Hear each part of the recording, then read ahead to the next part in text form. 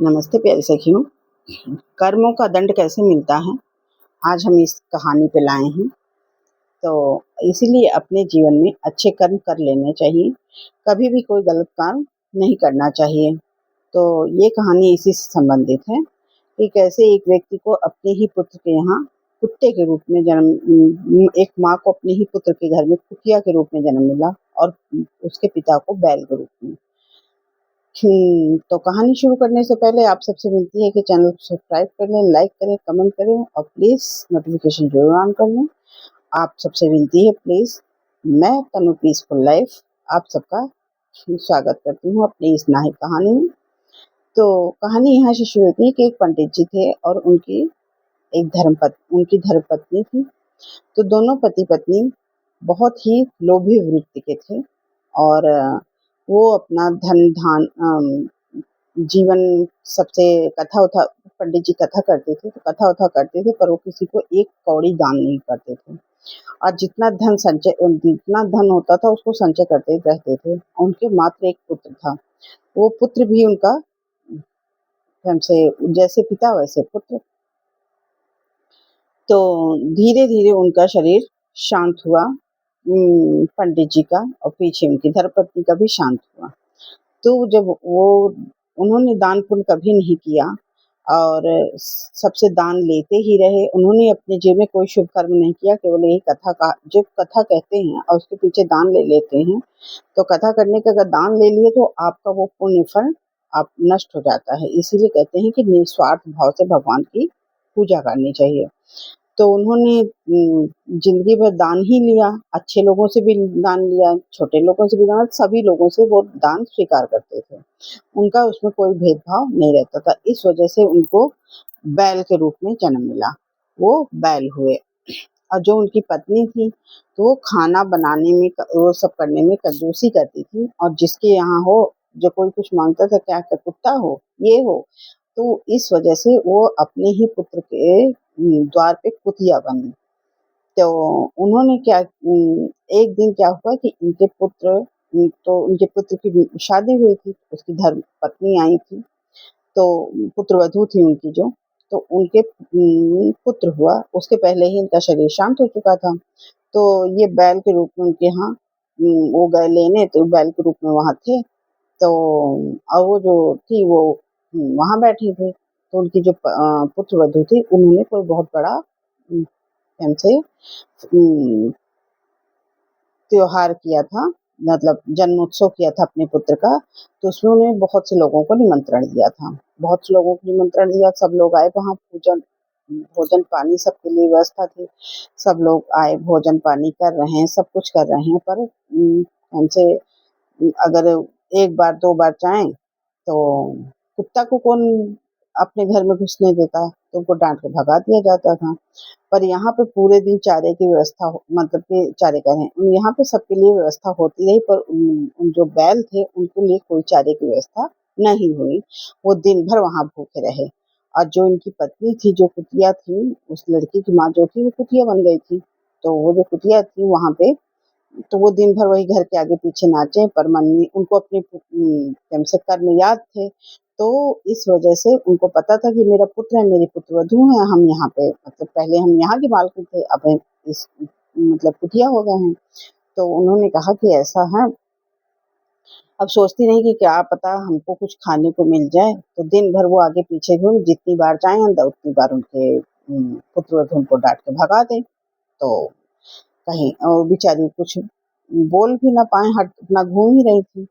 तभी अचानक उन्होंने देखा कि रसोई में खाना बन रहा था। अब उनकी पुत्रवधू खीर, पूरी, हलवा और सब्जी ये सब बना के अच्छी व्यवस्था करके अब ब्राह्मणों को मतलब जो ब्राह्मण आए थे उनके यहाँ खाना खाने, उनको निमंत्रित करने के लिए चली गई कि चलिए हम पीढ़ा उढ़ा लगा रहे हैं, आप लोग बैठिए, भोजन पानी करिए, हम परस रहे हैं।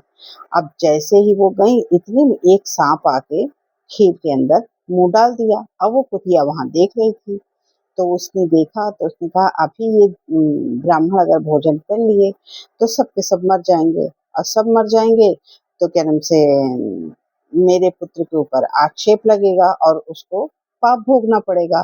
क्या हम तो अपने पाप कर्म से इस योनि में हैं ही, कुत्ते की योनि में, तो वो क्या की, जैसे ही साँप को देखी तो वो, अब उसकी पुत्रवधू को तो ये पता नहीं कि उसमें खीर में साँप चला गया था, मतलब मुँह डाल दिया था, तो उसका ज़हर फैल गया उस खीर में।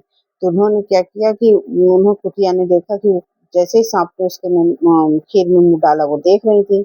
अब ये क्या की कि देखेगी तो वो पीछे से रसोई में घुसी और उसी को उन्होंने मुँह डाल दिया। और जब जैसे ही उन्होंने मुँह डाला, तब से इनकी बहू ने देख लिया, उठाया एक डंडा, अब मारा इनकी पीठ पे खींच के।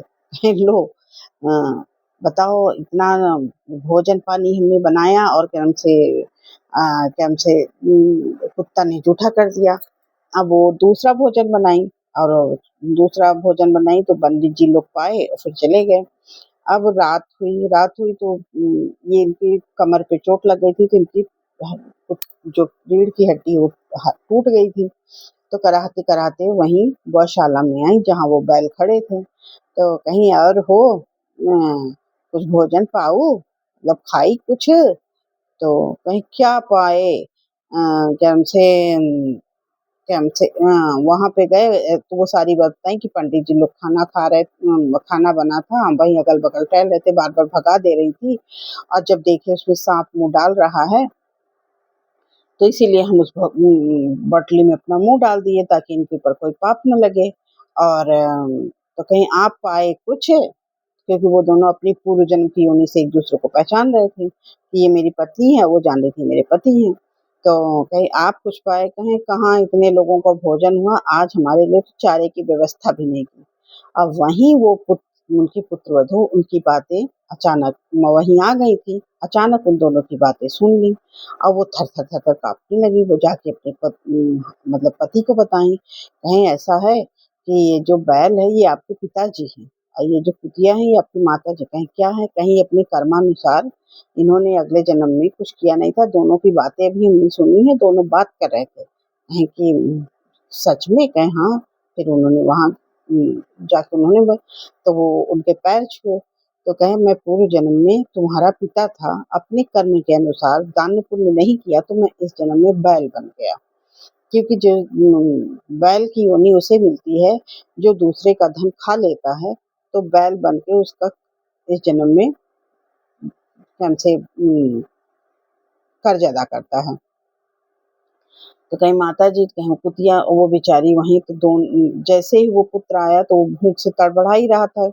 2 दिन से उसको भोजन चारा नहीं मिला, और जब पुत्र ने देखा तो वहीं पे उनका वो जो बैल था उसका शरीर शांत हुआ, और जो कुतिया थे तो उनको डंडा मारा गया था, तो वहीं उनका भी शायद दोनों आपस में बात की। वो लोग सुने, जैसे ही पुत्र और पुत्री को मतलब पुत्रवधू को देखे, तो फिर उनका शरीर वहीं पे शांत हो गया। जब शरीर शांत हो गया तो उन्होंने कहा कि ऐसा है कि तब उन्होंने बड़े-बड़े पंडितों को बुलाया, कहे कि ऐसी-ऐसी बातें हैं।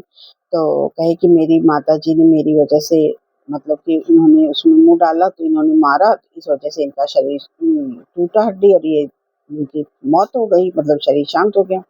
तो उन्होंने कहा अच्छा। तो फिर उनकी मुक्ति के लिए इन्होंने बहुत यत्न किए, और तब वहाँ पे इन्होंने दुर्गा सप्तशती का पाठ कराया। दुर्गा सप्तशती का पाठ करते ही उनकी मुक्ति हुई, और वो दोनों दिव्य लोक चले गए अपने पुत्र को आशीर्वाद देते हुए। तो उनके घर में धन-धान्य बढ़ा। इस प्रकार उन्होंने माताजी की भक्ति के द्वारा अपने पुत्र और अपने माता-पिता की मुक्ति की।